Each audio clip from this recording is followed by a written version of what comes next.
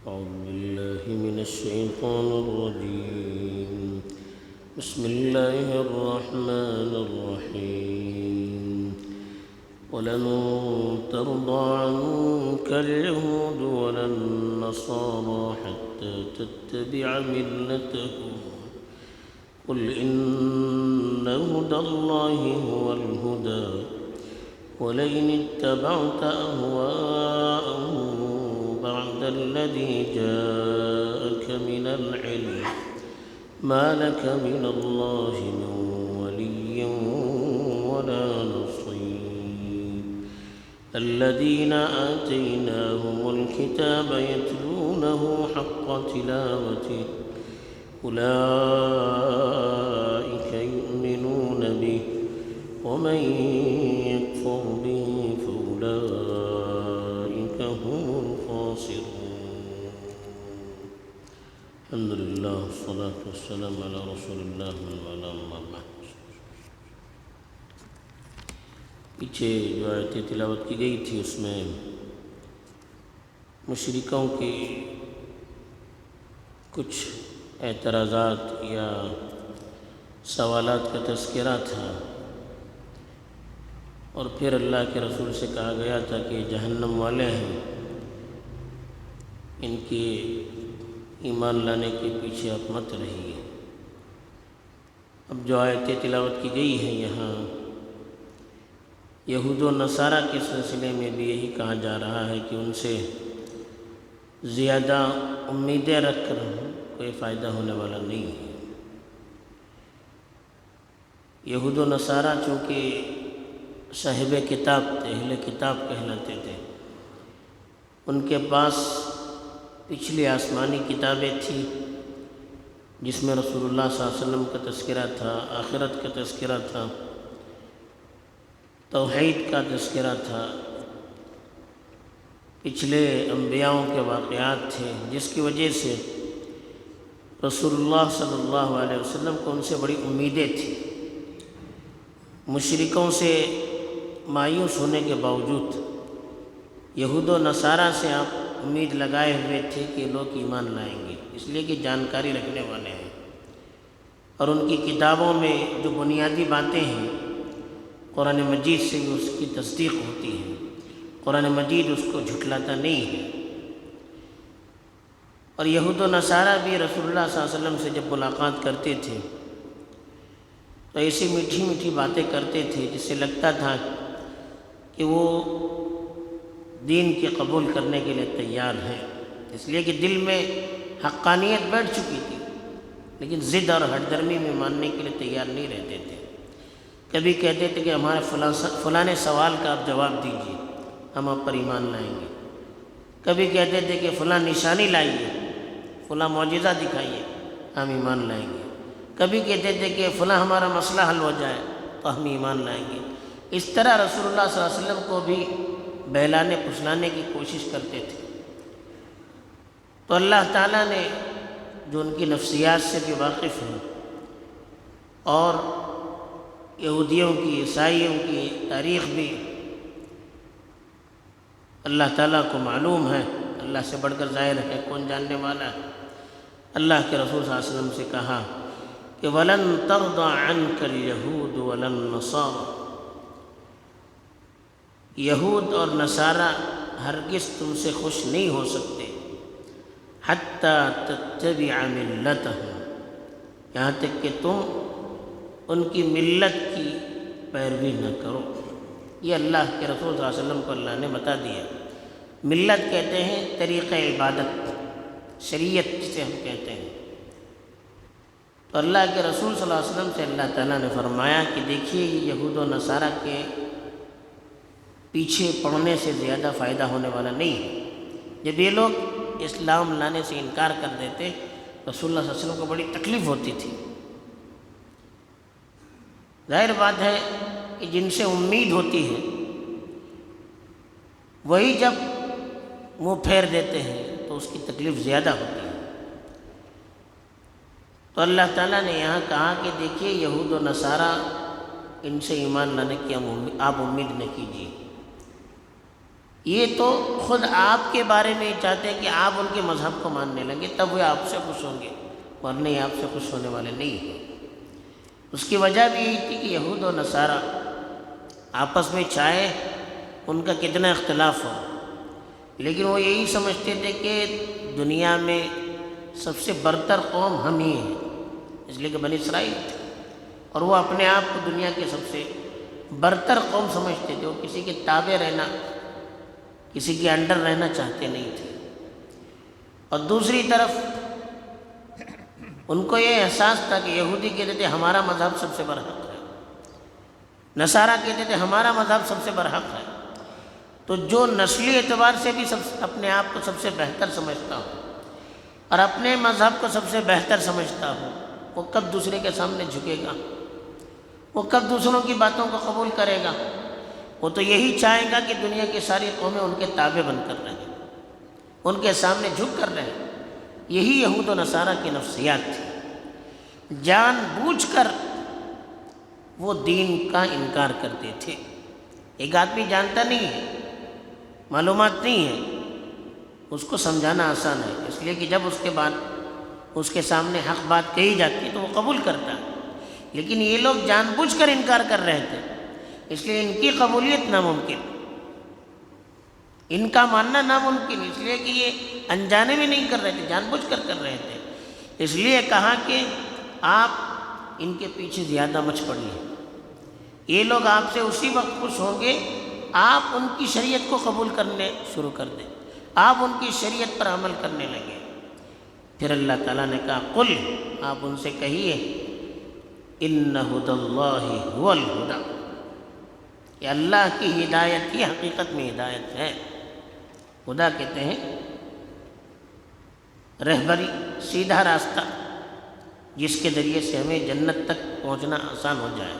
حق کیا ہے ناحق کیا ہے یہ ہمارے لیے واضح ہو جائے۔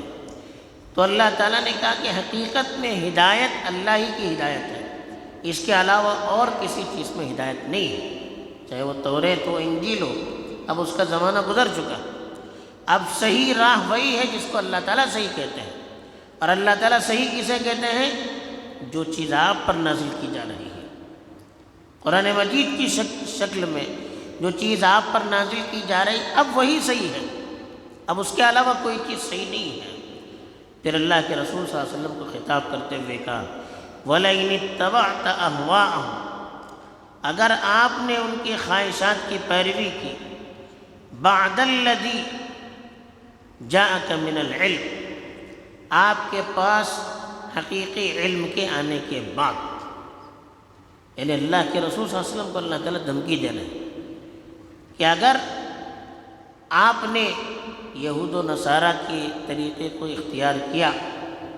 جبکہ آپ کے پاس وحی کے ذریعے سے صحیح علم آ چکا ہے، صحیح علم وہی ہے جو وحی کے ذریعے سے رسول اللہ صلی اللہ علیہ وسلم پر اترا ہے۔ حالانکہ اللہ کے رسول صلی اللہ علیہ وسلم سے کوئی ڈر نہیں تھا کہ آپ یہودی ہو جاتے یا آپ نصرانی ہو جاتے، نہیں، اللہ کے رسول صلی اللہ علیہ وسلم کو خطاب کر کے آپ کی امت کو بتایا جا رہا تھا جب رسول اللہ صلی اللہ علیہ وسلم کے لیے اتنی سخت دھمکی ہے تو آپ کی امت کے لیے کتنی سخت دھمکی ہوگی۔ تو اس لیے کہا وَلَئِنِ اتَّبَعْتَ أَهْوَاءَهُمْ، ہوا کہتے ہیں خواہشات کو، اس کی جمع احوا۔ اللہ تعالیٰ نے دین کے علاوہ باقی ساری چیزوں کو خواہشات سے تعبیر کیا، یعنی اللہ کی طرف سے جو قرآن مجید نازل ہو رہا ہے وہ اللہ کے حکام ہیں، باقی جتنے بھی دین ہیں، جتنی بھی شریعتیں ہیں جن کو لوگ شریعت مانتے ہیں اور وہ اللہ کی طرف سے نازل شدہ نہیں ہے، ان کی حیثیت صرف خواہشات اور رائے کی ہے، وہ اپنی ذاتی رائے ان کی ہو سکتی ہے، ان کی اپنی منمانی چیزیں ہو سکتی ہے، وہ اللہ کی چیز نہیں ہو سکتی ہے۔ تو یہ اللہ نے صاف بتا دیا کہ اللہ کی شریعت کے علاوہ باقی جتنی چیزوں کو لوگ شریعت سمجھتے ہیں ان میں سے کوئی چیز شریعت یعنی اللہ کی طرف سے نازل شدہ نہیں ہے، بلکہ ایک انسانی آراء کا مجموعہ ہے، ان کی رائوں کا، ان کی اپنی خواہشات اور ان کے اپنے جذبات کا مجموعہ اور اس کی ترجمانی ہے، وہ اللہ کی باتیں نہیں ہیں۔ تو اس لیے کہا کہ وَلَئِنِ اتَّبَعْتَ أَهْوَاءَهُمْ، اگر آپ نے ان کی خواہشات کی پیروی کی، اتباع کے معنی پیچھے چلنا، فالو کرنا، ان کی خواہشات کا فالو کیا، ان کی رائے اور ان کے اپنے جذبات سے جو قوانین اور شریعت انہوں نے بنائی ہے اس کو اگر آپ نے فالو کیا، بعد الذی جاءک من العلم، بعد اس کے کہ آپ کے پاس تو حقیقی علم آ چکا ہے، وحی کا علم آپ کے پاس آ چکا ہے، معلوم نہیں تھا اس لیے آپ نے غلط راہ کو اختیار کیا تو عذر ہو سکتا ہے، لیکن آپ کے پاس علم آ چکا ہے، شریعت آ چکی ہے، اللہ کی طرف سے کتاب نازل ہو چکی ہے، اب دوسروں کے پیچھے چلنا یہ اللہ کے نزدیک بہت بڑا گناہ ہے۔ پھر کہا جو ایسا کرے گا ما لک من اللہ من ولی ولا نصیر، تمہارے لیے اللہ کی طرف سے کوئی ولی اور کوئی مددگار نہیں ہوگا۔ یہ اللہ کے رسول کو خطاب کرتے ہیں اللہ تعالیٰ کہ اگر آپ نے ایسا کیا تو پھر اللہ کے مقابلے میں کوئی ولی یعنی ذمہ داری لینے والا، دنیا میں یا آخرت میں ذمہ داری لینے والا، نصیر مدد کرنے والا، چھٹکارا دینے والا، یہ کوئی نہیں ملے گا۔ پھر اللہ کے رسول صلی اللہ علیہ وسلم کو تسلی دے رہے اللہ تعالیٰ کہ آپ مایوس نہ ہو جائیں، اہل کتاب میں سے کچھ لوگ اچھے بھی ہیں جو اپنی کتابوں کی صحیح قدردانی کرتے ہیں، اس پر صحیح طرح سے غور کر کے عمل بھی کرتے ہیں، وہ لوگ صحیح چیزوں کو صحیح سمجھتے ہیں اور غلط چیزوں کو غلط سمجھتے ہیں، تو ایسے لوگ آپ کے دین کو قبول کرتے ہیں، ایسے لوگ آپ کی کتابوں پر ایمان رکھتے ہیں، کیونکہ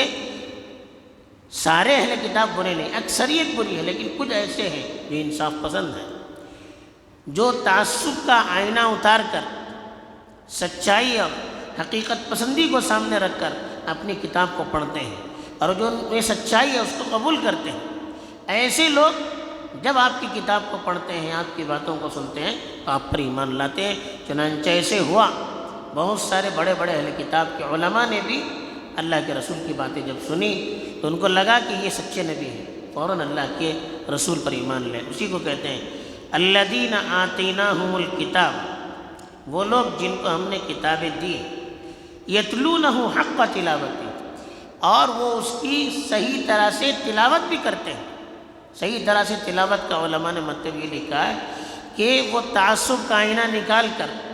سچائی اور دیانتداری سے اس کا مطالعہ کرتے ہیں اور صحیح چیز جو ان کو سمجھ میں آتی ہے اس پر عمل بھی کرتے ہیں۔ اولئک یؤمنون بہ، یہی لوگ آپ پر ایمان لاتے ہیں، آپ کی کتابوں پر ایمان لاتے ہیں۔ جو سچے اہل کتاب ہوتے ہیں، انصاف پسند ہوتے ہیں، دیانتدار ہوتے ہیں، حقیقت پسند ہوتے ہیں، اور جب صحیح چیز پڑھ کر سمجھتے ہیں تو پھر آپ پر ایمان لانے کے علاوہ کوئی راستہ ان کے سامنے بچتا نہیں ہے۔ اولئک یؤمنون بہ، یہی لوگ آپ پر ایمان لے آتے ہیں، آپ کی کتابوں پر ایمان لے آتے ہیں۔ ومن یکفر بہ، جو اس کا انکار کرے، یعنی آپ کی کتاب کا جو انکار کرے، فاولئک ھم الخاسرون، حقیقت میں یہی لوگ گھاٹے میں، خاسر کہتے ہیں نقصان اٹھانے والا، یہی لوگ حقیقت میں نقصان اٹھانے والے ہیں جو آپ کی کتاب پر ایمان نہیں لاتے ہیں۔ بہرحال یہی یہاں پر اللہ تعالیٰ نے یہی پیغام دیا کہ جو صحیح لوگ ہوتے ہیں اہل کتاب میں سے بھی، ان کی کتابوں میں جو صحیح چیزیں لکھی ہوئی ہیں، اگر صحیح مقصد سے وہ پڑھتے ہیں تو ایمان لانے کے علاوہ کوئی چارہ نہیں ہے۔ دوسری چیز اللہ تعالیٰ نے یہ بتا دی کہ یہود و نصارہ اور وہ لوگ جو اپنے آپ کو صحیح اور بڑا سمجھتے ہیں، ان کے ایمان لانے کی امید زیادہ نہیں ہوتی ہے۔ تیسری بات یہ بتائی کہ یہود و نصارہ ان کا مقصد یہی ہے کہ وہ ہم سے اسی وقت خوش ہو سکتے ہیں جب ہم ان کے پیچھے چلنے لگے۔ آج کی تاریخ دیکھیے، آج کے حالات دیکھیے، اس سے ہم اندازہ لگا سکتے ہیں کہ اللہ کی بات کتنی صحیح ہے۔ چوتھی چیز اللہ تعالیٰ نے یہاں اللہ کے رسول کو خطاب کر کے بتایا کہ اگر ایسا ہوگا، دھمکی دی، تو اللہ کے رسول کو خطاب کر کے ملت کو اللہ تعالیٰ پیغام دے رہے ہیں۔ پانچویں چیز اللہ تعالیٰ نے ہدایت کو علم سے تعبیر کیا، اس کے علاوہ جو بھی چیزیں ہیں ان کو آرا اور خواہش پرستی سے تعبیر کیا ہے، اس لیے وہ کوئی دین اور قانون اور شریعت کا روپ اختیار نہیں کر سکتے۔ اللہ تعالیٰ سے ہی سمجھ عطا کرے اور اپنے پیغام پر چل کر عمل کرنے کی توفیق دے۔